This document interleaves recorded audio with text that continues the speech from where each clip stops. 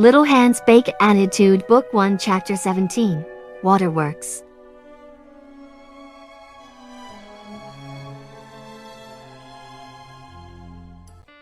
It was a late afternoon, and Knuckles had spent much of the afternoon practicing in the backyard before retreating to the attic to finish off his book in a well-earned break. Maddie had come back from work and collected obsidian, letting him know that she was going to pick up sick tales from school, and then all four of them were going to make a grocery store run, leaving the echidna as the only person home, aside from Ozzy, of course. Now that he wasn't in pain and misery, the idea of having the house completely to himself was pleasant to Knuckles. No Sonic and Tails yelling over video games, no worrying about Obsidian waking up from his nap and crying for someone's attention. He heard the door open downstairs and then Ozzy barking before a voice hushed him. His mother must be home. He folded the book shut and then took the time to remake his bed briefly before heading downstairs. Knuckles came around the corner, his book in one hand. Mother, I have successfully finished the Tome of the Hobbit. You said there was more to the series? He paused as he found not his mom in the kitchen, but a teenage girl in the middle of climbing off the kitchen counter. She paused mid-step, looking over at the echidna with wide eyes. Knuckles returned her gaze, not sure how best to handle the situation. On one hand, the strange girl was in their kitchen, with no sign that she hadn't just barged in uninvited. But on the other, she may have been welcomed in and the pair responsible had just left the room. Both of them stared at each other for so tense seconds. Then she looked away with the wine, putting both feet back on the floor and squinting her eyes shut tightly. Oh no. Knuckles was quiet for a moment and then spoke up. Hello? She kept her eyes shut, holding me and out towards him in a stopping motion. Knuckles hauled himself up onto the stool across from her, watching as she opened her eyes again, and then grabbed a banana from the basket and peeled it, but refused to look back at him. It was like she was trying to pretend he wasn't there. Was this the same girl Tails and Sonic had seen in the ice cream shop? Had she pretended not to see them too? He looked over as he heard a door open and then Tom came around the corner and into the kitchen. Ah, great, you two have met. No, we have not. I believe she is trying to convince herself that I'm not here. Tom smiled and then placed a hand on the girl's shoulder. I know, it takes some getting used to. And it's a very long story. Nah, he's not. Don't try to convince me otherwise, okay? There was a moment of silence and Knuckles gave the man a shrug. Okay, Kaya, he's not real. Thank you. But I am here. I have not left the room. I know, Knuckles, don't worry about it. Kaya then tossed the empty banana peel in the trash can under the island. Do you feel any better after eating something and having clean clothes? I guess. Do you know where the nearest graves are? Graves? Like a cemetery? I need to dig myself a hole. I just can't keep doing this. Tom came over and placed his hands on her shoulders. Hey, that offer to help you still stands. You don't have to hold on to it all by yourself. I wish you could help me, but it's a lost cause. I just have to face it. I need to stop and... She looked back at Knuckles and frowned. Stop looking at me like that. Like what? Like you, just forget it. You're having an argument with a ghost or crying out loud. Get it together. You really do think he's an illusion then? They're all dead, aren't they? The whole tribe wiped themselves out. One did make it here. What would they be doing here in the middle of nowhere? I came to this planet in search of the Master Emerald. Her eyes opened wide as saucers. The quill in her hair ignited with electricity as her gaze shifted from the island counter to the echidna again, her irises brightening green to an unnatural color for humans. Search? She hissed and Knuckles watched the bluish tint in her hair suddenly fade out to gray. You lost it? You mean to tell me you... Kaya!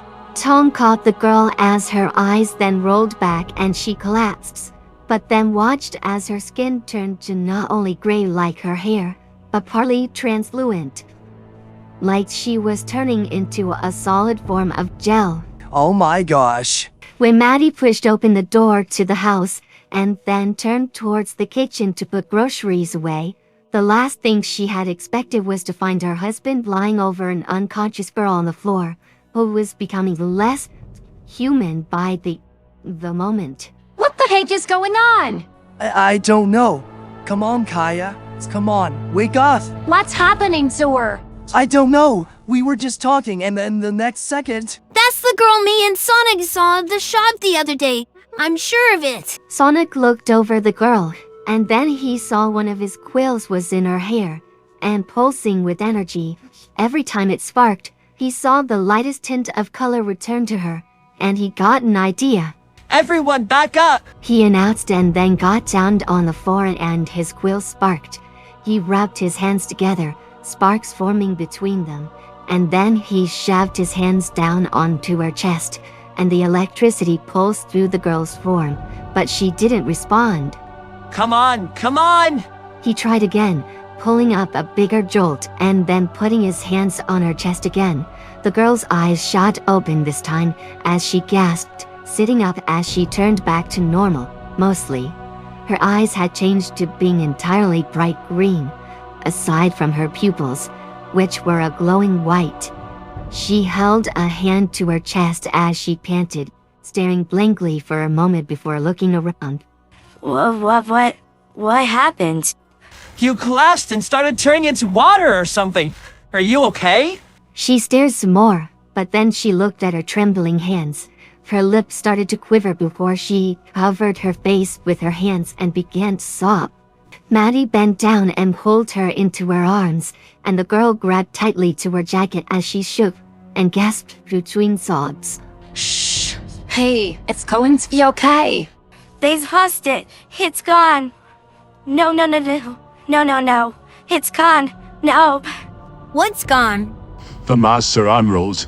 She was trying to convince herself that I was not present, but when I told her what I was doing here on Earth, she got upset and then collapsed. It's going to be okay, Kaya. You're safe here, okay? There was a loud clang, and the man turned to see the kitchen faucet had burst, spraying water everywhere. Kaya gasped as she saw the water, looking at her hands in horror. Had she caused that? I'm sorry. Come on, stop. Easy. Just breathe, okay? Breathe. Nobody was quite sure what was going on, but Maddie held the girl tightly, letting her cry and crying till finally she started to calm down a bit. Tom went about stopping the water supply and Tails helped him by cleaning up the mess by grabbing towels from the bathroom. Maddie ran her fingers through the girl's hair, which was staying the bleak, lifeless gray. All this time, I thought if I could just find them. Find what? My emeralds. It's all my fault. Your emeralds? If I hadn't, then they wouldn't. She slipped into more soft sobs, and Maddie kept her grip on her. It's okay. You don't have to tell us everything right now. I'm sorry. No, don't be sorry. You've done nothing wrong. I'm sure you didn't mean to. Tom reassured, though not sure exactly what she was blaming herself for. I was supposed to keep them safe. I didn't know. Breathe. Deep breaths in and out, okay? Maddie mimicked the action, encouraging the girl to do the same.